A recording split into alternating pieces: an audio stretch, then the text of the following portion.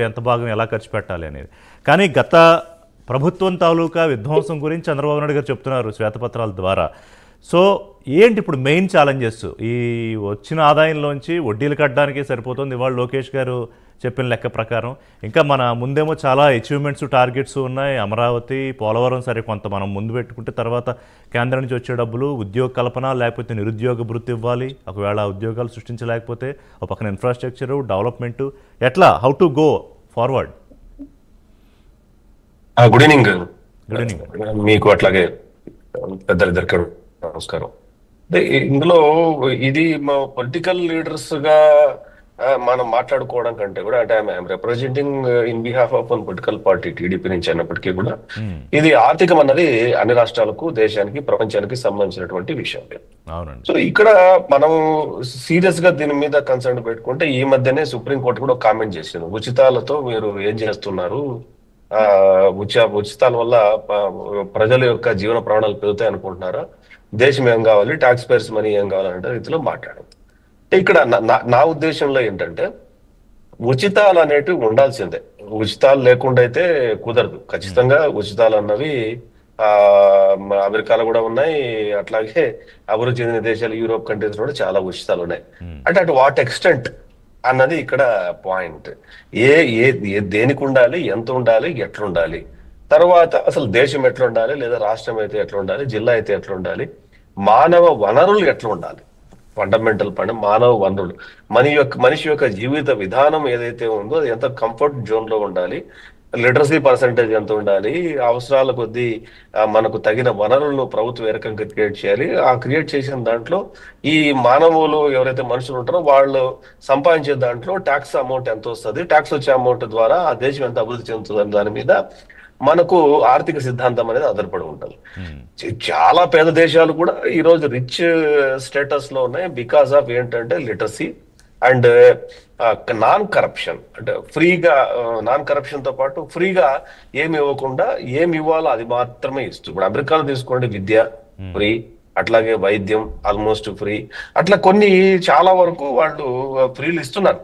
నిరుద్యోగ భృతి వాళ్ళు ఇస్తున్నారు. మీరు ఉద్యోగం లేకపోతే మీరు అప్లికేషన్ పెట్టుకుంటే మీకు $2,000 ఇస్తారు అమెరికాలో.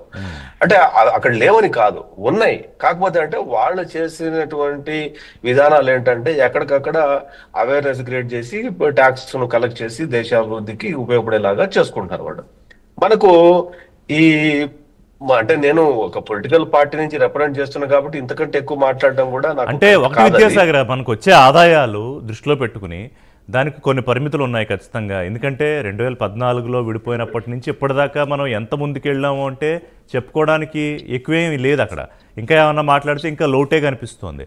అలాంటి పరిస్థితుల్లో ప్రభుత్వాలు కేవలం తమకు ఓట్లు తెచ్చిపెట్టే వ్యవహారం ఏదైతే ఉందో వాటి మీదకే ఫోకస్ పెట్టి ఇప్పుడు ఓడిపోయిన తర్వాత కూడా జగన్మోహన్ రెడ్డి గారు అదే కోట్ చేశారు, నేను ఇంత చేశాను ప్రజలకి అని. అంటే అప్పు తీసుకొచ్చిన డబ్బుని రాష్ట్రం ఈ 5 ఏళ్లలో విభజన నుంచి ఎంత ఛాలెంజింగ్గా తీసుకుని ముందుకు వచ్చింది అనే ఆస్పెక్ట్ పూర్తిగా వదిలేయడం వల్ల ఇవాళ వచ్చిన కూటమి ప్రభుత్వానికి కూడా నిజం చెప్పాలంటే చంద్రబాబు నాయుడు గారు ఓపెన్గా ప్రెస్ ముందే వాపోతున్నారు, ఎంతో చేయాలనుంది, ఎంతో ముందుకెళ్లాలనుంది, దూకాలనుంది, కానీ ఇదిగో ఇది పరిస్థితి అని. సరే, మీరు ఏదో పథకాలు ఎగ్గొట్టడానికో ఇంకోటో విమర్శలు వస్తూ ఉన్నా చెప్పిన ప్రామిస్లు మీరు ఇంకా అంతకు మించి చెప్పారు, వాటిని చేయక తప్పదు. 20 లక్షల ఉద్యోగాలు 5 ఏళ్లలో కల్పిస్తూ ఉన్నారు. దానికి తగ్గ ఇన్ఫ్రాస్ట్రక్చర్, ఉత్పాదకత మీరు తీసుకురావాలి. అక్కడ పెట్టుబడులు పెట్టే వాళ్ళని ఒప్పించి ఇక్కడికి పట్టరావాలి. దానికి తగ్గ ఇన్ఫ్రాస్ట్రక్చర్ చూపించాలి. సో అంటే ఒకళ్ళ పొరపాటు లేకపోతే ఒకళ్ళ ఆలోచనలో విధానంలో ఉన్న పొరపాటు ఎంతకాలానికి ఒక రాష్ట్రానికి ఒక శిక్షగా పరిణమిస్తుంది. నేను ఇక్కడ వెదర్ జగన్మోహన్ రెడ్డి, చంద్రబాబు నాయుడు లేకపోతే ఇంకొకళ్ళ అది కాదు నేను ప్రస్తావించేది, విధానాల గురించి మాట్లాడుతున్నా విద్యాసాగర్ గారు. కరెక్టే, విధానాల గురించే. మనం ఆలోచించే విధానాన్ని బట్టి దేశం యొక్క మనుగడ, రాష్ట్రం యొక్క మనుగడ ఆధారపడి ఉంటుంది. ఇక్కడ మీరు చెప్పినటువంటి 20 లక్షల ఉద్యోగాలు అంటే మేము చెప్పినటువంటి మా మేనిఫెస్టోలో ఉన్నటువంటి మేము ప్రజలకు ప్రామిస్ చేసినటువంటి 20 లక్షల ఉద్యోగాలు కల్పన చేయాలి అంటే దానికి పారిశ్రామికరంగానే జరగాలి. అది ఏ రకమైన పారిశ్రామికరణ అనేది పక్కకు పెడతాం. బట్ ఏంటంటే కంపెనీలు అయితే రావాలి. కంపెనీలు రావాలి అంటే ఎక్స్పెండిచర్ పెట్టాలి. ఎక్స్పెండిచర్ పెట్టాలంటే మూలధనం కావాలి. మూలధనం కావాలంటే సంపాదన కావాలి. వీటన్నిటికీ ఇంటర్లింక్ ఇవంతా కూడా. ఇవన్నీ లేకుండా మనం ఏది కంపెనీలు ఆకర్షించలేము, లేకపోతే ఇన్వెస్ట్మెంట్ కు మా రాష్ట్రంలో ప్రత్యేకత ఇది ఉంది అని మనం చెప్పలేము. వచ్చినటువంటి కంపెనీలకు ఇన్సెంటివ్స్ ఇవ్వాలి. ఇన్సెంటివ్స్ ఇస్తే గానీ వాళ్ళు రారు ఇక్కడికి.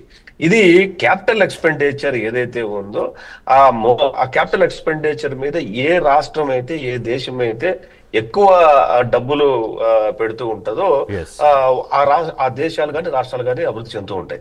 ఇక మీరు అన్నట్టు ఉచితాల గురించి లేకపోతే విధానాల గురించి మాట్లాడితే నేనేమంటానంటే, గత ప్రభుత్వం ఏదైతే ఉచితాలు లేకపోతే నేను ఇంత డబ్బులు ఇచ్చాను అంత డబ్బులు ఇచ్చాను ఏదైతే మాట్లాడుకుంటుందో, అసలు నీకు వచ్చిన డబ్బు ఎంత, సంపాదించింది ఎంత, నువ్వు పారిశ్రామికకో లేకపోతే క్యాపిటల్ ఎక్స్పెండిచర్ కో నువ్వు పెట్టింది ఎంత, నువ్వు ఉచితాల ద్వారా డబ్బులు ఇచ్చింది ఎంత. పోనీ ఉచితాల ద్వారా నీకు వచ్చినటువంటి డబ్బు ఏదైతే ఉందో ఆ డబ్బు వల్ల ఏమైనా రాష్ట్రం యొక్క అభివృద్ధి కానీ ఇంకోటి కానీ ఏమైనా జరిగిందా అంటే ఏం జరగలేదు. కంపెనీలు రాలేదు, ఇంకోటి రాలేదు. రాకపోగా ఈ రోజు దౌర్భాగ్యమైన పరిస్థితికి రావడానికి కారణం ఏంటంటే ఆయన చెప్తున్నటువంటి థియరీ, ఫైనాన్షియల్ థియరీ ఏదైతే ఉందో ఆ ఫైనాన్షియల్ థియరీనే కారణం.